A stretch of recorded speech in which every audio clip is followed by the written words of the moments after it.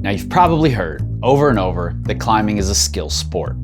And that's true, but it's also a strength sport and a power sport and an endurance sport. And when we're talking training, that can get really confusing. Which is why I recently dropped a video that roughly outlines 3 sessions that, when cycled through, are probably the simplest effective way to structure your training for climbing. Go hard, do more, and explore. And in that video, I kept the advice really simple, because simple was the entire goal. But I know that some people want a little more detail and understanding of how to take the next step to make those sessions more robust. So I'm going deeper into each session and looking at the specifics. I'm Chris Hampton, this is the Power Company Climbing Academy, and in this video, we're talking about a few strategies you can use during an explore session to become a more skilled climber. Let's go.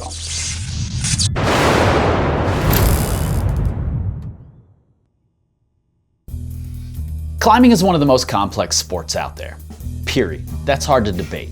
The goals can be anywhere on the spectrum of one really hard move to a 3,000-foot big wall with many thousands of moves. Our terrain is constantly changing, the amount of different movements are endless, and nearly every climb works within every energy system. That's why it's imperative that our movement skills are adaptable, that we can operate regardless of climbing style or grip type or wall angle at a high enough level of comfort to be able to effectively apply the strength and endurance that we've worked so hard for. And we aren't just talking technique here. In my definition, technique is the type of movement pattern you choose, a heel hook or a drop knee. Skill, however, is the way in which you're able to adapt that technique to a wide variety of situations. Being able to recite some random technique rule, like keep your hips close to the wall or externally rotate when you heel hook, doesn't help you get better at climbing. It might help you at that move, but not at climbing. Learning that those aren't rules at all, but that there will be absolutely scenarios where doing it differently is the best way, and then adapting to those scenarios, that's how you actually get better. We also aren't really going to be talking drills here. Now, I'm a fan of drills that follow the principles of skill acquisition and adaptability anyway, and not all do. But way before you get to a specific drill that you should be working on, I think you need to understand the fundamental movement skill that you're trying to work on. Now, in my movement assessment tool, the Atomic Elements of Climbing Movement, I break movement into 3 fundamental parts: tension, position, and rhythm. We can then adjust how we apply those fundamentals through both commitment and effort. 1 or 2 of those areas is where you probably want to focus your time and energy. Which is best isn't always easy to figure out. Frankly, you're not going to go wrong by putting time into any of them. Literally every climbing move has elements of all 5 in varying degrees.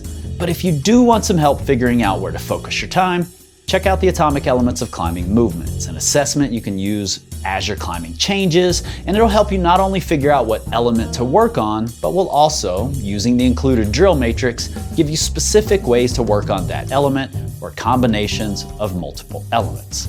Now, it's not something you have to have, but it might make things simpler for you, and over time, be a good way to see progress in some of the more subjective parts of climbing. Now, the entire goal of an explore session is to get out of your comfort zone, this place where things feel easy and locked in. We don't want to get all the way to the chaos zone where things are just too complicated or difficult to really make sense of. Instead, we want to be in this learning zone where we feel a little awkward or bumbly, and it might be just as mentally taxing as it is physically, but we're also able to try different things, be creative, and still gain an understanding of the moves as we go.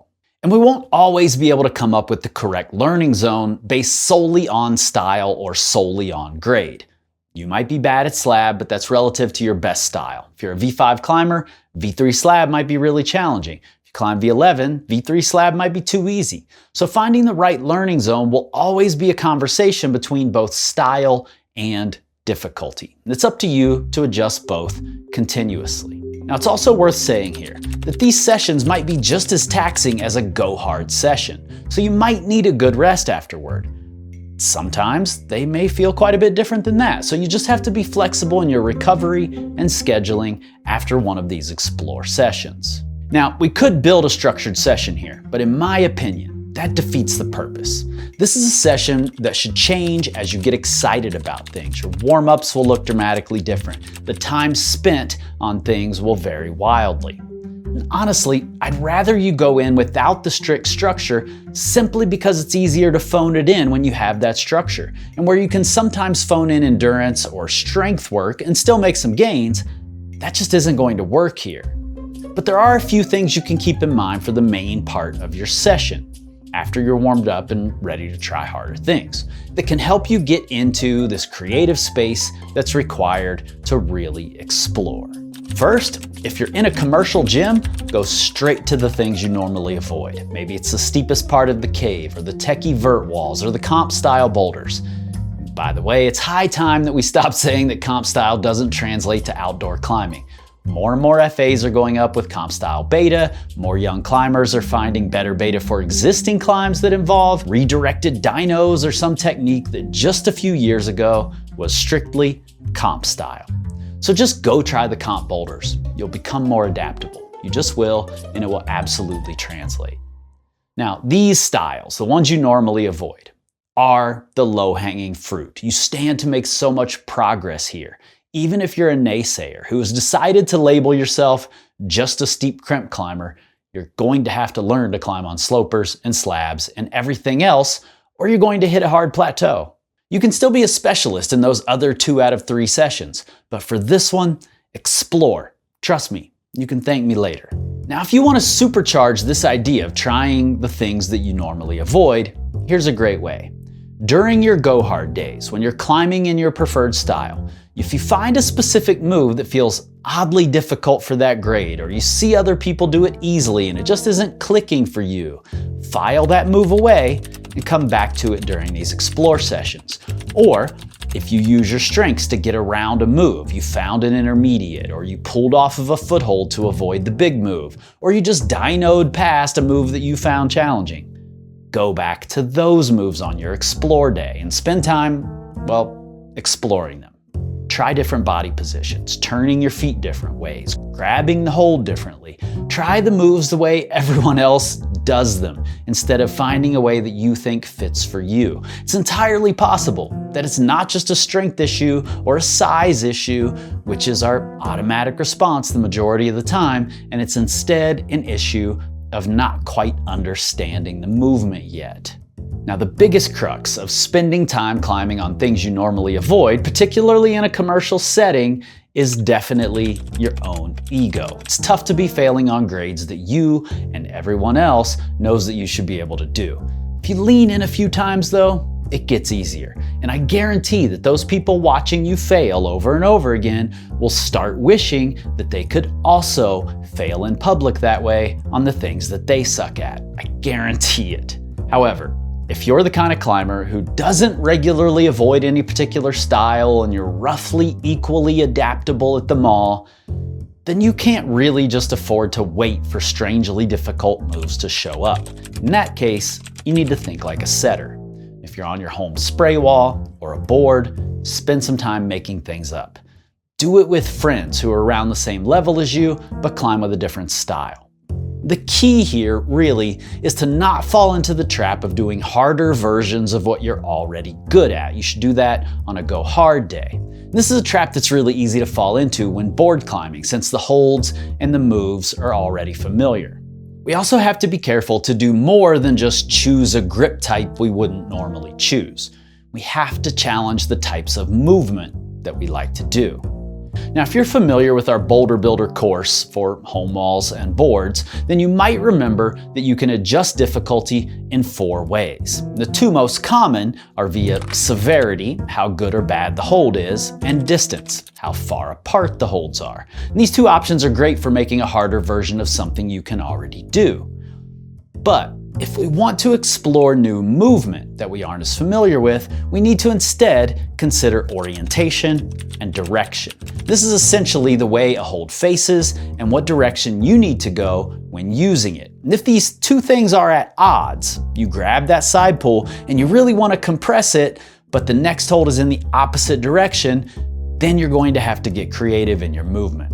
That is a big win. So It's best to choose the holds you wouldn't normally choose and go the directions you wouldn't normally go. And you can make up things in the commercial gym too. Eliminates are the easy choice to make moves harder, just removing a few key holds. And don't forget that eliminating footholds is also a great way to dramatically change the way that you do moves. In fact, when John Gill was essentially inventing dynamic moves and exploring the limits of possibility, creating bouldering as we know it, this is exactly what he did. Eliminate obvious holds to create new, novel challenges. I'm exploring this entire era in the upcoming season of my climbing history show, Written in Stone. Check it out if you haven't. We can also take another cue from outdoor climbers and try linking together existing climbs. It just takes a little creativity to unlock completely new moves that the setters didn't intend. Now, in this example, I'd already climbed this pink boulder as well as the green pocket boulder and most of the other boulders on this section of wall. But while climbing the pink boulder, I found myself wanting to explore the potential of matching in the two big Wacos instead of doing the original sequence. I could have just eliminated the little mini jugs under each Waco, and that would have made it a little harder, but I was really looking for something fundamentally different instead of just more difficult. And after looking at the wall for a bit, I realized that the big Wacos and the small green pockets, some of them pretty shallow, represented two ends of the same spectrum of grip type, and it seemed like it might be fun to find a cool sequence to connect them. So I worked through a few options and finally found one that had challenging moves and a good flow. And I actually repeated this version several times, trying to make it better and better. I was still warming up, so it wasn't particularly hard, but it did force me to think about the moves and positions and how it would flow instead of just falling into going through the motions. And it got me into this creative mindset that I wanted to be in for this explore session. Now the key here is to make up the rules of the climb and then stick to them, especially when your intuition tells you that it would be easier if you did it a different way, so you change it on the fly. If you want to climb it again differently, you always can, but defaulting to your intuition over and over will keep you stuck in the same patterns. Now during this same session, I moved to harder climbing with this same eliminate link up mindset. I'd already climbed both of these boulders, the purple and the yellow, but that doesn't always have to be true. Making up links or subbing in holds can be a great way to climb parts of boulders that are still over your head, but have cool and interesting movement. Now, it took me a few tries to sort out this purple boulder. I found the finish really challenging and pretty committing, but when I sat down at the start, I remember thinking that the position wasn't one I normally put myself into, and I was glad I was going up and left instead of straight right, where I'd have trouble creating momentum and really have to load this heel hook. The yellow boulder, which was only graded one number below, suited me really well and went pretty easily on the first try. And I was actually a little bummed that the big yellow pusher sloper right in the middle didn't come into play as a more difficult to use grip. It's one of my favorite holds. I have it on my own wall, so I know how devious it can actually be. I decided I wanted to piece something together between the two boulders. The first thing to do was figure out how to create the exact move at the start of the purple boulder that I was glad I didn't have to do, because I knew how good it would be for me. And the yellow start holds, way out right, forced me to create momentum in this interesting way that I found challenging, and then once I eliminated some of the holds on the purple, I really had to commit to loading that heel hook and making a big move from it. That put me into the position for the big throw that I really wanted to try, which turned out to be difficult.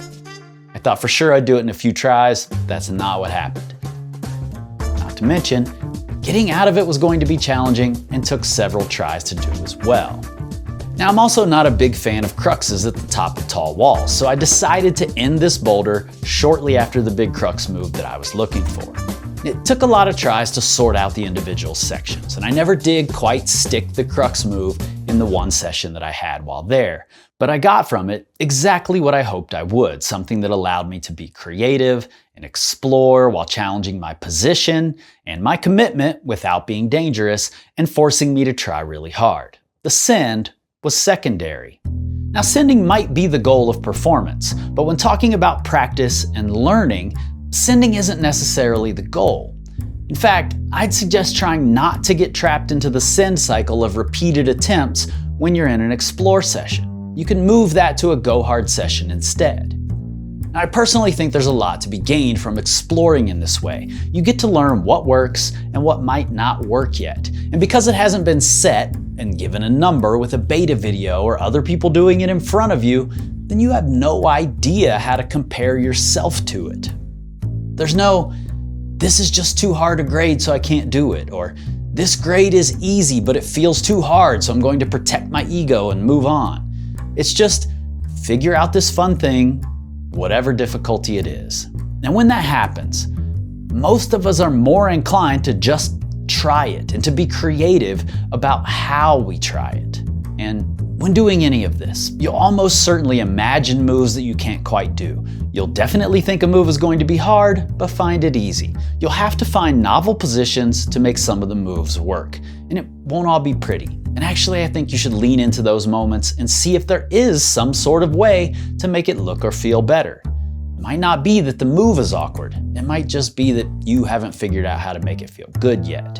And like I've said before, no matter how experienced you aren't always going to nail it. It might feel like you really didn't get anything done or find anything at the right level of challenge. Keep in mind that it's important to also better understand what you don't need to work on. And on those days when you try things but they're either too complex or not complex enough, then you're finding the places where you don't need to be working. That's actually a big win. And not letting fear and ego get in the way is going to take time. We all move through these things at a different pace, so give yourself some grace and try again. Be patient with it. Now, I'm sure that other questions are going to arise. Please feel free to drop those in the comments and let's talk about it. But overall, remember, these sessions are supposed to be simple. That's the important thing here. And they're supposed to be fun. Fun enough that we'll show up and we'll get them done. Now, you might be 1 or 2% less effective in those sessions where you didn't quite hit the mark, but you're 100% less effective if you don't show up at all. So keep it simple, resist the urge to complicate it until the simple version just isn't working anymore. All right, I'll see you guys next time.